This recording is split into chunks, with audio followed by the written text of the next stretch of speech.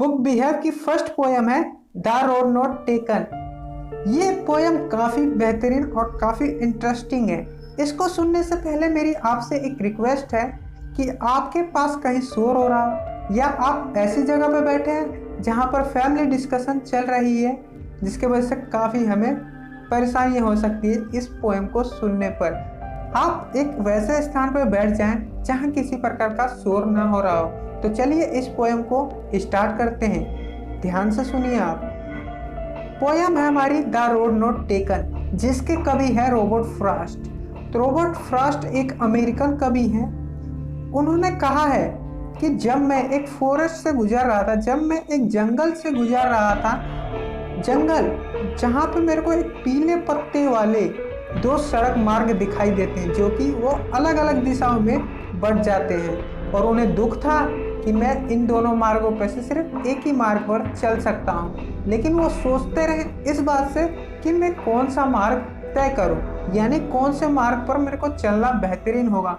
वो इस चीज़ को खड़े होकर सोचते रहे और आगे दूर दूर तक जहाँ तक रोड उनको दिख रहा था उस रोड को निहारते रहें, उसको देखते रहें जहाँ तक उन्हें दिख रहा था। यानी आगे उनको झाड़ियाँ और पत्ते और पेड़ की टहनियाँ झुकी हुई दिख रही थी।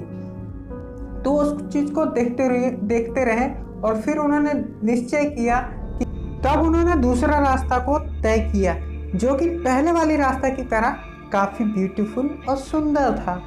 जब उस रास्ते पर उन्होंने चलना शुरू किया तो उन्होंने ये संदेह पाया कि उस रास्ते पर मॉर्निंग टाइम जो ग्रास और लीफ थी वो पेड़ों से चिपकी हुई थी, जो कि एक ब्यूटीफुल नज़ारा दिख रहा था।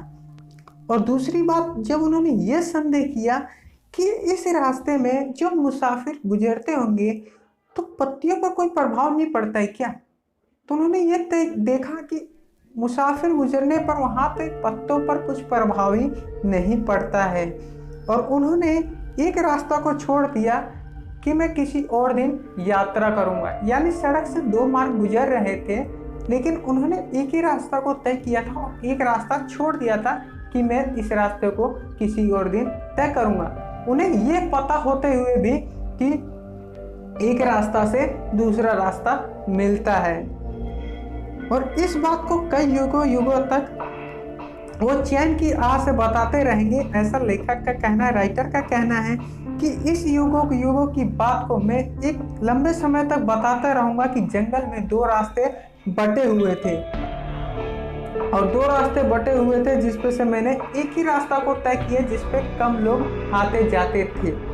तो ये थी आज की पोयम। कैसी लगी आपको पोयम? यदि पोयम में किसी प्रकार की दिक्कत लगे तो आप हमें कमेंट करके ज़रूर बताना।